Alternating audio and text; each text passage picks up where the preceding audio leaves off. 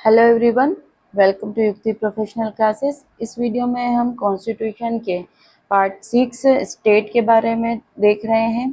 हम यहाँ पे आगे के प्रोविजंस को देखने वाले हैं। अगर आपने मेरे चैनल को सब्सक्राइब नहीं किया तो मेरे चैनल को सब्सक्राइब शेयर लाइक जरूर करिए। चलिए अब हम स्टार्ट करते हैं। राज्य का महाधिवक्ता आर्टिकल 165। तो प्रत्येक राज्य का एक राज्यपाल उच्च न्यायालय के न्यायाधीश नियुक्त होने के लिए अहरित किसी व्यक्ति को एक राज्य का महाधिवक्ता नियुक्त करेगा। हाँ, तो यहाँ पे जो महाधिवक्ता की नियुक्ति कौन करेंगे, वो राज्य का राज्यपाल नियुक्त करेगा। और महाधिवक्ता का कर्तव्य क्या होगा कि वो राज्य सरकार को ऐसे कानूनी मामलों पर सलाह दे और अन्य कानूनी प्रकृति के ऐसे कर्तव्यों का निर्वहन करे जो समय समय पर राज्यपाल उसे मतलब दे और सौंपे या उनसे अपेक्षा करें उस बारे में वो कानूनी मामलों में सलाह दें। ठीक है। और जो महाधिवक्ता है राज्यपाल की इच्छा के अनुसार पद धारण करेंगे और उनका पारिश्रमिक और जो भी होगा वो राज्यपाल निर्धारित करेंगे। तो ये महाधिवक्ता राज्यपाल के प्रसाद पर्यंत पद धारण करेंगे और इनकी पारिश्रमिक राज्यपाल द्वारा अवधारित किया जाएगा। ठीक है। अब सरकारी कार्य का संचालन। तो राज्य की सरकार के कार्य का संचालन, तो किसी राज्य की सरकार के समस्त कार्यपालिका कार्यवाही राज्यपाल के नाम से हुई समझी जाएगी। मतलब जो भी काम होगा राज्य सरकार के जो भी कार्यकारी कार्रवाई होगी ना, वो राज्यपाल के नाम से की जाएगी। ठीक है। और राज्यपाल के नाम से जो भी बनाए गए या निष्पादित किए जो आदेश है या अन्य साधन ऐसे तरीके से प्रमाणित किए जाएंगे जैसे कि राज्यपाल द्वारा बनाए गए नियमों में निर्दिष्ट हो। और इस प्रकार जो भी आदेश प्रमाणित हुए हैं और साधन की वैधता को इस आधार पर प्रश्न में नहीं लाया जाएगा कि वो राज्यपाल द्वारा नहीं बनाया गया है, निष्पादित नहीं किया गया है। ठीक है। और राज्यपाल राज्य सरकार के व्यवसाय को अधिक सुविधाजनक और लेन देन और मंत्रियों के बीच उक्त व्यवसाय के आवंटन के लिए नियम बनाएंगे जब तक कि वह मतलब जो कार्य व्यवसाय है राज्यपाल द्वारा या इस संविधान के तहत अपनी विवेकाधीन शक्तियों में कार्य करने के लिए बाध्य न हो। ठीक है। तो ये यहाँ पे इनके कार्य संचालन किस प्रकार से है इस बारे में बताया गया है। अब है नेक्स्ट आर्टिकल 167। राज्यपाल को जानकारी देने आदि के संबंध में मुख्यमंत्री के कर्तव्य। तो जो भी काम होगा तो मंत्री परिषद के राज्यपाल को जो भी प्रशासन और विधायी संबंधी जो भी निर्णय हुए हैं उनकी सूचना देंगे। राज्यपाल द्वारा मांगी भी जा सकती है इन सब प्रस्तावों के बारे में जानकारियां ना। और अगर राज्यपाल ऐसा मांगते हैं तो मंत्रियों द्वारा लिया गया निर्णय मंत्री परिषद द्वारा विचार नहीं किया गया है उसे मंत्री परिषद के विचार के लिए प्रस्तुत करना, ये सब सारे काम मतलब मंत्री परिषद देगी। तो क्या बोला गया है कि जो भी मुख्यमंत्री का ये क्या कर्तव्य होगा कि वो राज्य से संबंधित जितने भी प्रशासन और विधान विषयक जो भी कार्य हुए हैं है ना, वो सब विनिश्चय राज्यपाल को सूचित करेंगे। अब राज्यपाल ने अगर मांगी है ऐसी इंफॉर्मेशन तो वो भी देंगे। ठीक है। और अगर किसी मंत्री ने विनिश्चय कर दिया है किंतु मंत्री परिषद ने विचार नहीं किया है तो राज्यपाल द्वारा अपेक्षा किए जाने पर परिषद के समक्ष विचार के लिए रखा जा सकेगा। ठीक है। तो ये कर्तव्य है। अब है चैप्टर 3 आता है राज्य का विधानमंडल। तो आर्टिकल 168 में राज्यों में विधायकों का गठन बताया गया है। तो प्रत्येक राज्य के लिए एक विधायिका होगी ना, जिसमें राज्यपाल और जैसे जो राज्यपाल होंगे और जो जैसे आंध्र प्रदेश, तेलंगाना, उत्तर प्रदेश, बिहार, महाराष्ट्र, कर्नाटक और जम्मू कश्मीर राज्यों में 2 सदन होंगे और अन्य राज्यों में 1 सदन होगा। ठीक है। हमने जैसे देखा था हमारी जो संसद बनी थी वो कैसे था, लोकसभा, राज्यसभा और राष्ट्रपति से मिलकर बनी है। तो यहाँ पे जो विधानमंडल का जो गठन हुआ है तो इन जो स्टेट में है यहाँ पे 2 सदन होंगे, बाकी इसके अलावा जो होंगे वहां पे 1 सदन होगा। तो 1 सदन प्लस राज्यपाल मिलकर विधानमंडल का गठन करेंगे और जहाँ 2 सदन है तो 2 सदन प्लस राज्यपाल मिलकर इसका गठन करेंगे। ठीक है। तो अगर जहां पर भी 2 गठ सदन है विधानमंडल के तो एक का नाम जो होगा विधान परिषद और दूसरे का नाम विधानसभा होगा, और जहां केवल एक ही सदन होगा वहां पे विधानसभा के नाम से ये जाना जाएगा। ठीक है। अब राज्यों में विधान परिषदों का उन्मूलन या सृजन। ठीक है। आर्टिकल 169। राज्यपाल राज्यों में विधान परिषदों का उत्साधन या सदन, तो जो आर्टिकल 168 में कुछ भी होने के बावजूद, मतलब 168 में क्या बोला है, 2 सदन होना चाहिए जहाँ इन स्टेट में, और है ना, तो वहाँ कुछ भी बोला हो तो संसद कानून द्वारा किसी राज्य की विधान परिषद को समाप्त कर सकती है। जैसे 2 सदन का बोल भी दिया, लेकिन क्या संसद के पास पावर है कि वो क्या कर सकती है कि वो विधान परिषद वाले जो राज्य में है वहाँ पे विधान परिषद को बना सकती है, या जहाँ कोई परिषद नहीं है वहाँ पे, और जहाँ पर है उसको समाप्त कर सकती है ना। यदि उस राज्य की विधानसभा इस प्रकार के प्रस्ताव को कुल सदस्यता के बहुमत और सभा में उपस्थित और मतदान करने वाले सदस्यों के 2/3 बहुमत से पारित करती है। परंतु संसद विधि बना के तो कर सकती है, लेकिन यहाँ पे रिजोल्यूशन पास करना होगा बहुमत द्वारा, कुल सदस्य संख्या के बहुमत द्वारा, मतलब जो उस विधानसभा में टोटल जितने भी सदस्य संख्या है उसके बहुमत द्वारा, और उपस्थित और मत देने वाले सदस्यों की संख्या का 2/3 द्वारा ये पास होना चाहिए प्रस्ताव, तभी जाके उस जिस स्टेट में विधान परिषद नहीं है वहाँ पे परिषद बनाया जा सकता है, और जहाँ है वहाँ समाप्त किया जा सकता है। ठीक है, फिर इसमें जो भी आवश्यक हो वैसा संसद विधि द्वारा जो भी अनुपूरक आनुषंगिक पारिणामिक उपबंध जो भी चाहिए वो बना सकती है संसद, है ना। और इसमें ऐसे में जो भी संशोधन होगा वो आर्टिकल 368 में जो कॉन्स्टिट्यूशनल अमेंडमेंट के से संबंधित प्रयोजन के लिए संशोधन नहीं माना जाएगा। अगर कुछ संशोधन होता है, ये परिषद हटाते हैं या रखते हैं, तो ये 368 के संशोधन के तहत नहीं माना जाएगा। ठीक है, अब आर्टिकल 170 विधानसभाओं की संरचना के बारे में बताया गया है। तो यहाँ विधानसभा में मैक्सिमम जो होंगे 500 मेंबर्स होंगे, और मिनिमम जो बोला है 60 मेंबर्स होना चाहिए। ठीक है,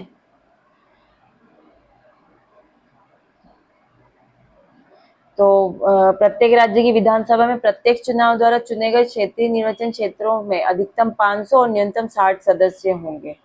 ठीक है,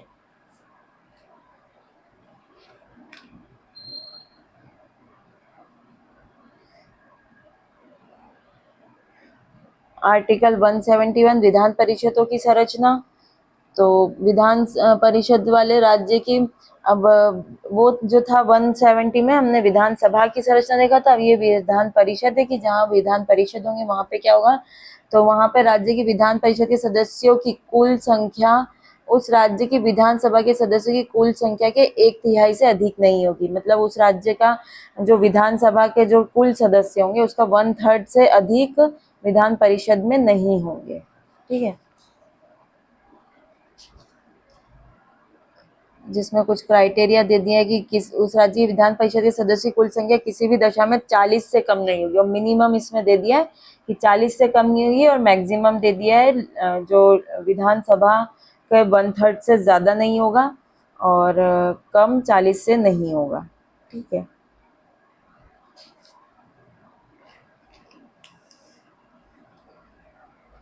वह आर्टिकल 172 राज्यों के विधानमंडलों की अवधि जो होगी, तो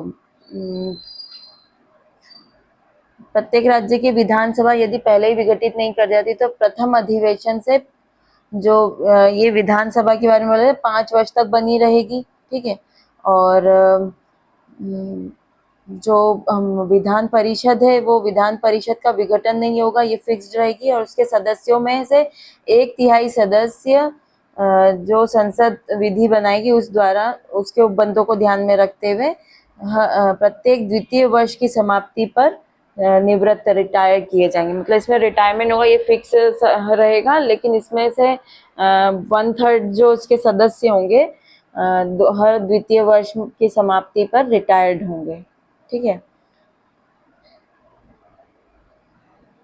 अब आर्टिकल 173 राज्य के विधानसभा विधानमंडल है उसकी सदस्यता के लिए अर्हताएं क्या क्या चाहिए, क्या क्वालिफिकेशन होना चाहिए। ठीक है, तो सबसे पहले तो ये भारत का नागरिक होना चाहिए, और जो कि तीसरी अनुसूची में जो बताया गया उस हिसाब से शपथ ले या प्रतिज्ञान करे और उस पर अपने हस्ताक्षर करता हो, है ना। वो उसने अगर विधानसभा में अगर उसको मेंबर बनना है तो 25 वर्ष की आयु चाहिए, और विधान परिषद के लिए कम से कम 30 वर्ष की आयु चाहिए। ठीक है, तो यहाँ पे विधानसभा जो है उसके लिए कितना बताया गया है, 25 वर्ष, ये 25। और जो विधान परिषद है उसके लिए 30 वर्ष की आयु चाहिए। तो पहला तो नागरिक होना चाहिए भारत का, दूसरा उसकी एज इतनी होनी चाहिए, और जो और अन्य अर्हताएं जो संसद ने विधि द्वारा जो भी बताई है वो एलिजिबिलिटी होनी चाहिए। अब आर्टिकल 174, राज्य के विधानमंडल के 17 और विघटन तो कौन कर सकता है, राज्यपाल समय समय पे करा सकते हैं। ठीक है, और ये विधानसभा का विघटन करा सकते हैं सदन या किसी 17 का राज्यपाल समय समय पर करा सकते हैं। अब है आर्टिकल 175, सदन या सदनों में अभिभाषण का और उनको संदेश भेजने का राज्यपाल का अधिकार। ठीक है, तो राज्यपाल क्या कर सकते हैं, विधानसभा में या विधान परिषद की जब भी अधिवेशन जो हो रहे हैं, सदन जो हो रहा है, तो या एक साथ दोनों की सभाएं जो हो रही है, तो वहां पे वो अभिभाषण कर सकते हैं, है ना। और यहाँ पे आर्टिकल 176 में राज्यपाल के विशेष अभिभाषण की शक्ति दी है। ठीक है, और आर्टिकल 177, सदनों के बारे में मंत्री और महाधिवक्ताओं के अधिकार। तो जो भी बैठक होगी वहाँ पे मंत्री और राज्य का महाधिवक्ता उस कार्रवाई में पार्टिसिपेट तो कर सकते हैं, लेकिन मत देने का अधिकार उनको नहीं होगा। आर्टिकल 177 इतना बोलता है। अब है राज्य के विधानमंडल के अधिकारियों के बारे में बात है। तो आर्टिकल 178 में विधानसभा का अध्यक्ष और उपाध्यक्ष होगा। तो यहाँ पर जो सदन होगी वो विधानसभा, और वो खुद ही अपने मतलब जो है विधानसभा अपने सदस्यों में से एक व्यक्ति को अध्यक्ष और दूसरे को उपाध्यक्ष चुन लेंगी। ठीक है, अब इनका पद रिक्त कैसे होगा, तो ये विधानसभा का अगर सदस्य नहीं रहता है तो वो पद रिक्त कर देगा। ठीक है, उसको विधानसभा का सदस्य होना जरूरी है, तभी वो अध्यक्ष या उपाध्यक्ष के रूप में काम कर सकते हैं। ठीक है, और अगर वो सदस्य जो अध्यक्ष है तो वो उपाध्यक्ष को अपना रेजिग्नेशन दे सकते हैं, और उपाध्यक्ष है तो वो अध्यक्ष को अपना रेजिग्नेशन दे सकते हैं। ठीक है, विधानसभा के तत्कालीन समस्त सदस्य के बहुमत से पारित संकल्प द्वारा अपने पद से हटाया जा सकेगा। ठीक है, अगर उनको उनके पद से हटाना है तो समस्त सदस्यों के बहुमत से पारित संकल्प द्वारा उन्हें पद से हटाया जा सकता है। नेक्स्ट है आर्टिकल 180, तो अध्यक्ष के पद के कर्तव्य का पालन करने या अध्यक्ष के रूप में कार्य करने की उपाध्यक्ष या अन्य व्यक्ति की शक्ति। तो अगर अध्यक्ष का पद रिक्त है तो उपाध्यक्ष काम करेंगे, और अगर उपाध्यक्ष का भी पद रिक्त है तो विधानसभा का ऐसा सदस्य जो राज्यपाल ने इस प्रयोजन के लिए नियुक्त किया है तो वो व्यक्ति अपने कर्तव्यों का पालन करेंगे। ठीक है, ये पद रिक्त के मामले में। लेकिन अगर सभा की बैठक चल रही है और अध्यक्ष की अनुपस्थिति है तो उपाध्यक्ष पीठासीन होंगे। अगर वो भी नहीं है, अनुपस्थित है, तो विधानसभा के जो प्रक्रिया है नियमों के द्वारा वो अवधारित करेंगे, और उनमें या फिर जो अगर वो व्यक्ति जो ऑलरेडी विधानसभा ने नियम बना रखे हैं कि इस व्यक्ति को करेंगे, अगर वो व्यक्ति भी नहीं है, एब्सेंट है, तो यहाँ पर विधानसभा खुद द्वारा अवधारित किया जाएगा कि अध्यक्ष के रूप में कौन कार्य करेगा। ठीक है, अब अगर आर्टिकल 181 में दिया है कि अगर अध्यक्ष या उपाध्यक्ष को उनके पद से हटाया जा रहा है, संकल्प अगर लिया गया है, तो वो पीठासीन नहीं होगा, वो अपने सीट पे तब नहीं बैठेंगे। अगर उनको हटाने के लिए अगर कोई प्रोसेस चल रही है, संकल्प लिया गया है, तो वो तब उस दौरान अपने पद पर नहीं बैठेंगे। और उस दौरान अगर कोई भी रिजोल्यूशन पास किया जाता है तो वो वहां पे वोट दे सकते हैं। ठीक है,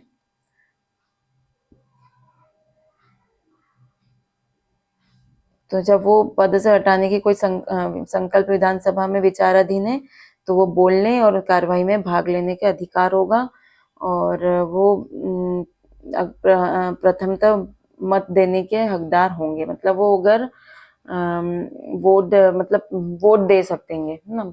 जनरली क्या है, उनको क्या अधिकार होता है कि प्रथमतः वोट नहीं देते हैं, बराबर की कंडीशन आती तब उन्हें वोट देने का अधिकार होता है। लेकिन अगर वो विचाराधीन है उनका संकल्प, वो अपने पद से हटे हुए हैं, पीठासीन नहीं है, तब वो वोट दे सकते हैं। प्रथमतः वोट मतलब मत देने का अधिकार होगा, मतलब जो इनिशियल लेवल पे ही जो रिजोल्यूशन पास करने की प्रोसेस होती है, तो वो उसी में सभी के साथ वोट दे सकते हैं।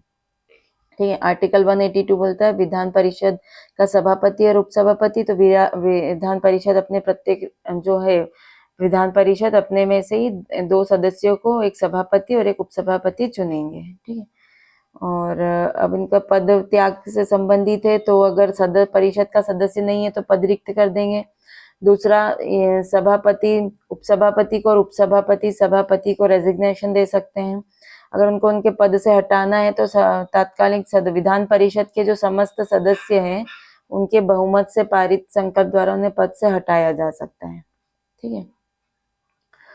अब सभापति के पद के कर्तव्यों का पालन करने, तो अगर सभापति का पद रिक्त है तो उपसभापति कार्य करेगा। अगर उपसभापति भी नहीं है तो विधान परिषद ने जो नियम बनाए हैं उसके अनुसार, मतलब जो राज्यपाल ने इस प्रयोजन के लिए नियुक्त कर रखा है, तो वो कर्तव्यों का पालन करेंगे।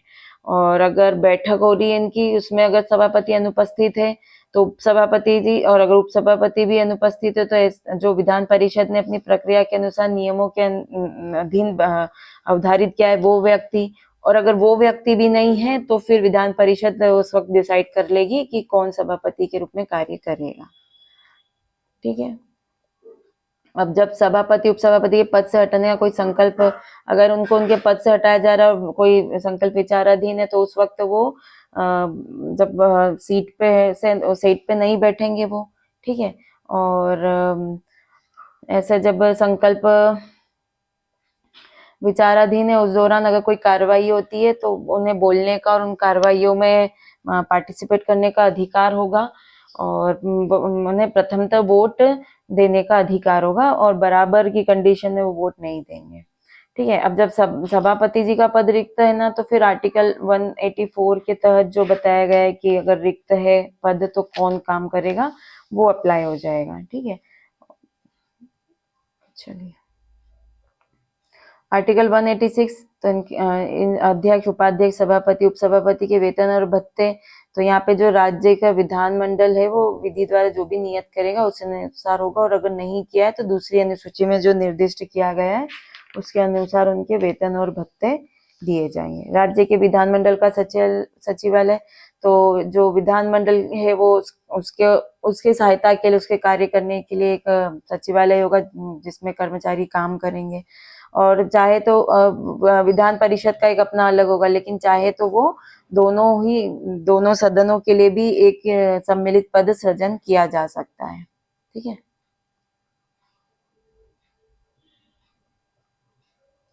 आर्टिकल 188, सदस्यों द्वारा शपथ और प्रतिज्ञा, तो जो भी सदस्य होंगे राज्य की विधानसभा के और विधान परिषद के, तो वो अपना स्थान ग्रहण करेंगे, तो राज्यपाल या उनके द्वारा कोई नियुक्त व्यक्ति उसके समक्ष शपथ लेंगे, और वो किस प्रारूप में होगा, तीसरी अनुसूची में जो दिया गया है उस प्रारूप में शपथ या प्रतिज्ञान करेंगे और अपने हस्ताक्षर करेंगे। आर्टिकल 188 के तहत ये बोला गया है।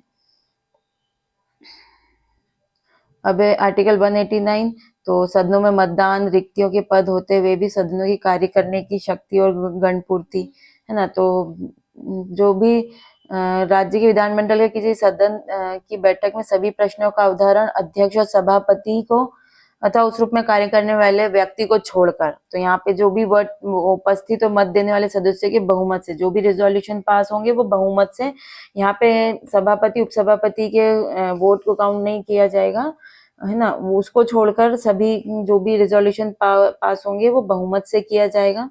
ठीक है, मेजोरिटी से पास होंगे। और सभापति अध्यक्ष तभी वोट करेंगे जब ना बराबर की दशा में अगर निर्णायक मत देना हो, जब बराबर वोट हो गए, बहुमत नहीं हुआ और बराबर वोट हो गए, तो वहां पर वो निर्णायक मत देंगे अपना। ठीक है। अगर राज्य के विधानमंडल के किसी सदन की सदस्यता में कोई अगर कोई सदस्यता में रिक्तता है ना, और बाद में पता चलता है कि यहाँ पे जो ऐसा करने का हकदार नहीं था, मतलब ये जो डिसीजन लिया या कार्य किया गया है वो ऐसे करने का हकदार नहीं था, तो यहाँ पे और कार्रवाई में उपस्थित रहा है वो व्यक्ति, या उसने मत दिया है या भाग लिया है, तो ये कार्रवाई को, तो भी जो कार्रवाई हुई है ना वो विधिमान्य होगी। मतलब उसकी सदस्यता रिक्त हो गई थी और फिर भी उसने पार्टिसिपेट किया है और वोट दिया है ना, पर वो हकदार नहीं था वो व्यक्ति, तो भी वो कार्रवाई को अविधिमान्य नहीं करेगी, वो विधिमान्य ही होगी। अब अगर जो अधिवेशन गठित होगा उसमें गणपूर्ति की आवश्यकता होगी, तो गणपूर्ति 10 सदस्य या उस सदन के सदस्य कुल संख्या के 10वां भाग 1/10 जो है, इतने इनमें से जो भी अधिक हो गए उतनी गणपूर्ति के लिए आवश्यक है। गणपूर्ति मतलब किसी भी अधिवेशन को वैलिड करने के लिए कुछ मिनिमम संख्या होती है जो उपस्थित होगी, तभी वो मीटिंग विधि मान्य होगी, तभी वो मीटिंग चालू की जा सकती है। ठीक है, अब अगर गणपूर्ति नहीं है तो उसको स्थगन कर दिया जाएगा। यदि राज्य की विधानसभा या विधान परिषद के अधिवेशन में किसी भी समय गणपूर्ति नहीं है तो अध्यक्ष और जो सभापति है ना, वो क्या करेंगे कि वो ये उनका कर्तव्य होगा कि या तो वो सदन की सभा को स्थगित कर दे या अधिवेशन को तब तक के लिए निलंबित कर दे जब तक कि गणपूर्ति नहीं हो जाती। ठीक है, अब है सदस्यताओं की निर्भरताएं। तो स्थानों का रिक्त होगा अगर कोई भी राज्य के विधानमंडल के मतलब दोनों सदनों के सदस्य नहीं होगा, है ना, दोनों में से किसी एक का होगा। लेकिन अगर वो दोनों सदनों का सदस्य चुन लिया जाता है तो उसके द्वारा एक या दूसरे सदन के स्थान को रिक्त करने के लिए राज्य का विधानमंडल विधि द्वारा उपबंध करेगा। तो कौन सा रिक्त होगा उसके लिए राज्य का विधानमंडल उसके लिए विधि बनाएगा। और कोई व्यक्ति अगर पहली अनुसूची में विनिर्दिष्ट 2 या अधिक राज्यों के विधानमंडल का सदस्य नहीं होगा, यदि कोई व्यक्ति ऐसे राज्यों के विधानमंडलों का सदस्य, मतलब पहले वाले में क्या हुआ था, विधान परिषद या विधानसभा दोनों का नहीं होगा। ठीक है, दूसरे पॉइंट में बोल रहा है कि एक से अधिक राज्य के विधानमंडलों का सदस्य नहीं होगा। अगर ऐसा चुन लिया जाता है तो राष्ट्रपति जो भी नियम बनाएंगे उसके अनुसार वो उसको मतलब राज्य को छोड़ने के लिए नियम बना सकते हैं कि वो किसका पद त्याग, कौन से राज्य के विधानमंडल का पद त्याग करेंगे, वो राष्ट्रपति नियम द्वारा विनिर्दिष्ट किया जाएगा। ठीक है, अब इसमें दिया गया है कि आर्टिकल जो 191 के खंड 2 में जो निर्भरता है उससे ग्रस्त है तो वो सदस्य नहीं रहेगा। ठीक है, अगर उन्होंने रेजिग्नेशन दे दिया, स्थान त्याग कर दिया ना, तो वो सदस्य नहीं होंगे। ठीक है, लेकिन त्याग पत्र दिया जाता है तो उसमें पहले जांच की जाएगी कि उन्होंने उनकी इच्छा के अनुसार दिया है या नहीं, असली है कि नहीं, स्वैच्छिक है कि नहीं, उसके अनुसार ही होगा। और अगर कोई राज्य के विधानमंडल के किसी सदन का कोई सदस्य 60 दिन तक उसकी जो बैठक होती है ना, उसकी अधिवेशनों में अनुपस्थित रहता है बिना परमिशन के ना, उसके स्थान को रिक्त घोषित कर दिया जाएगा, मतलब वो सदस्य फिर नहीं रहेगा। ठीक, आर्टिकल 191 सदस्यता के लिए निर्भरताएं। तो कोई भी व्यक्ति किसी राज्य की विधानसभा या विधान परिषद का सदस्य मतलब निर्धारित कर दिया जाएगा अगर वो भारत सरकार या किसी भी राज्य की सरकार द्वारा मतलब उसको कोई लाभ का पद धारण कर लिया उनने, है ना, तो वो कर दिया जाएगा। विकृत चित्त है वो सक्षम न्यायालय ने ऐसी घोषणा कर दी है। और अनुमोचित दिवालिया घोषित कर दिया गया, वो भारत का नागरिक नहीं रहा, उसने किसी विदेशी राज्य की नागरिकता स्वेच्छा से अर्जित कर ली हो, या संसद ने कोई विधि द्वारा और बताया है कि कौन निर्धारित होगा, वो सब इसमें, तब अगर ये निर्भरता रही तो वो सदस्य नहीं रहेंगे। ठीक है, और जो राज्य की विधानसभा या विधान परिषद का सदस्य होने के लिए निर्धारित होगा यदि वो जो शेड्यूल 10 में जो दल बदल कानून के तहत अगर वो निर्धारित हो गया है तो भी वो निर्धारित डिस्क्वालिफाइड माना जाएगा। अब अगर किसी सदस्य की निर्भरता है या नहीं है, इससे संबंधित अगर कोई क्वेश्चन अराइज होता है, कोई मतलब डिस्प्यूट अराइज हो रहा है ना, तो मतलब जो आर्टिकल 191 में जो निर्भरताएं थी उससे ग्रस्त है या नहीं, तो इस प्रश्न का जो विनिश्चय कौन करेगा, राज्यपाल करेगा। ठीक है, और इसका जो निश्चय होगा वो अंतिम होगा। लेकिन वो ऐसा डिसीजन करने से पहले निर्वाचन आयोग से राय लेगा और उनके राय के अनुसार कार्य करेगा। मतलब वो पहले डिसीजन तो ये लेंगे राज्यपाल, लेकिन उससे पहले उनको राय लेनी होगी निर्वाचन आयोग से कि कोई व्यक्ति डिस्क्वालिफाइड है या नहीं है। ठीक है, अब आर्टिकल 193 अनुच्छेद 188 के अधीन शपथ लेने या प्रतिज्ञान करने से पहले या आहरित न होते हुए निरहित किए जाने पर बैठने और मत देने के लिए शास्ति। अगर कोई व्यक्ति सदस्य नहीं रहा है ना, और वो फिर भी उसकी बैठकों में बैठ रहा है ना, तो वहां पर उसको 500 रुपये ऐसे की शास्ति देनी होगी। वो मत दे रहा है, बैठ रहा है, तो प्रत्येक दिन के लिए उसको जो इस प्रकार बैठता है उसके लिए 500 रुपये की शास्ति होगी और वो राज्य को देय ऋण के रूप में वसूली की जाएगी। अब है आर्टिकल 194, विधानमंडलों के सदनों की तथा उनके सदस्यों और समितियों की विशेष शक्तियां, विशेषाधिकार दिए गए हैं। तो इसमें जो राज्य के विधानमंडल में एक वाक स्वतंत्रता होगी, मतलब वहां पे बोलने की सभी को स्वतंत्रता होगी, विधानसभा के अंतर्गत सभी सदस्यों को। और किसी व्यक्ति ने क्या बात कही है, क्या मत दिया है, उसको कोई, उस पर कोई कार्रवाई, न्यायालय में कार्रवाई नहीं की जाएगी। और इसकी जो भी प्रोसेस होगी, अगर उस प्रतिवेदन होगा, पत्र, मत और कार्रवाई का प्रकाशन अगर परमिशन के साथ किया गया तो उस पर कोई कार्रवाई नहीं की जाएगी। ठीक है।